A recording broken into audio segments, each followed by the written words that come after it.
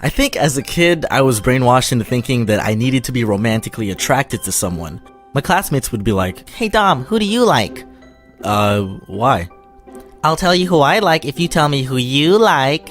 And I'm thinking, I don't necessarily like anyone in particular, but for this transaction to go through, I guess I needed to name someone. And as a kid, most of us haven't really had much time to know a lot of people, so my choices were limited to pretty much whoever was in my school, more specifically in my classrooms. I don't know, Sarah?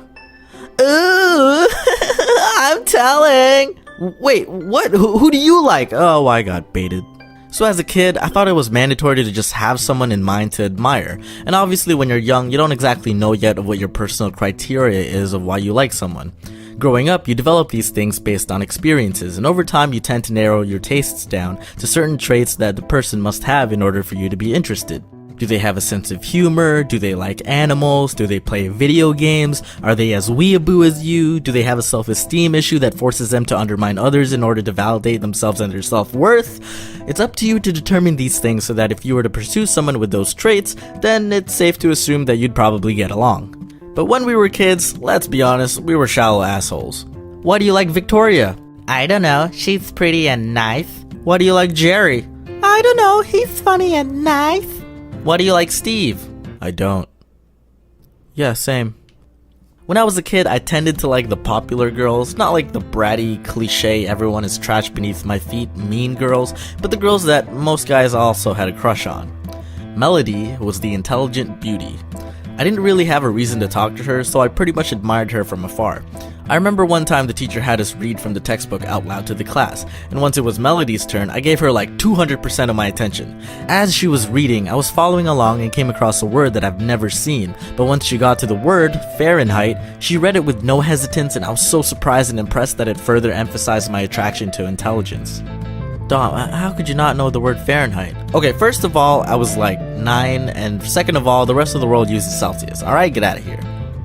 Eventually, after realizing that I had zero chance with Melody, I eventually developed a crush on another girl that I also had zero chance with, Rachel. Rachel was the sporty girl in my class. She was the fastest girl in all the running activities in PE, and was actually faster than most of the guys. During recess, she usually played sports and other games with guys because a lot of the girls weren't into the games we played. I had more interactions with her because we were all kind of in the same group of friends who played during recess. Later on, we all find out she had a crush on Liam, who was also one of my friends. And you'd think I'd be upset or jealous of Liam, but looking back, Liam was a pretty good looking guy, and also not a douchebag, so yeah, good choice, not bad, no big deal. I got over it pretty quick. And then there was Stephanie. She was a bit different from the girls I've liked. She wasn't part of the popular group, she wasn't the most intelligent, she wasn't outstandingly athletic, she was more or less kind of average, but I had a crush on her. I was surprised at the fact that not many other guys liked her, considering I was so used to being in competition with pretty much the whole class population, but with Stephanie, it seemed like I was the only guy running. It eventually became public news that I liked Stephanie because of the numerous school dances that occurred, and every time I asked her and only her to dance. I felt like that's pretty much what dances essentially were in elementary school, confession opportunities. If two people were dancing, they were instantly shipped together. Albert and Kaylin are dancing! Ooh! Ryan and Zoe are dancing! Ooh! Steve is still alone! Ooh! Hey man, I feel like you're using the video to project your inner hate on a personal matter. Why are you hating on Steve so much? What the heck? Really? Man, f*** you, Steve. Anyway, I'm pretty sure Stephanie knew I liked her. I don't remember properly confessing it because I was a little bitch at the time and I didn't really have the confidence. At the time? Ha! I set myself up for that. But despite knowing, nothing really progressed between us, and for good reason too. We didn't really have that much in common, nor had any familiar things to talk about. At the beginning of grade 6, I had to move to a new school and left behind a lot of close friends. Near the end of the school year, I decided to visit my old school again and see my friends and teachers. By that time, I went through puberty, and although I didn't get a major growth spurt, I did develop this sexy voice that you hear today, haha. Although school was still happening, it was the end of the year, so not many activities were happening in class. I spent the day at the school, and when it came time for recess, I decided to look for Stephanie, whom I didn't see in the class I stayed in because she was in a different homeroom. My friends were egging me on to talk to her and make some moves, and I was actually feeling more confident to do so. Moving to the new school helped me build some interpersonal skills, so I was like, yeah, I'll talk to Stephanie, let's go!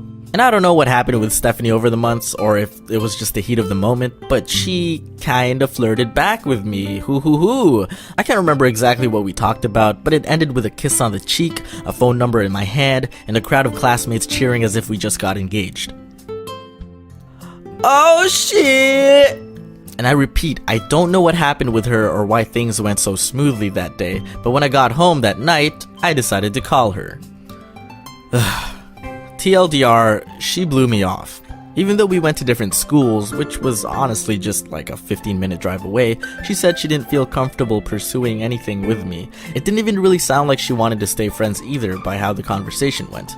So why even give me your number? I had a hunch that maybe her friends just told her to play along or something. I don't know.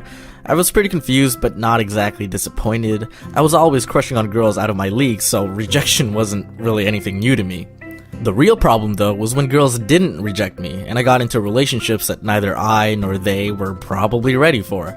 And thus a shitstorm saga of breakups began. Woo! You suck, Steve. Man, girls sure are hard to understand, huh, Mob? My opinion, get over Tsubomi, she seems kinda basic. Oh, you guys don't know my homie Mob? Well, if you want to get to know him, you could do so by watching Mob Psycho 100 on Crunchyroll. Don't have premium membership yet? Well, if you go to crunchyroll.com/domics or by clicking on the link in the description, you can try it out for free for 30 days. I mostly just use it for anime, but you can also find manga and dramas there as well.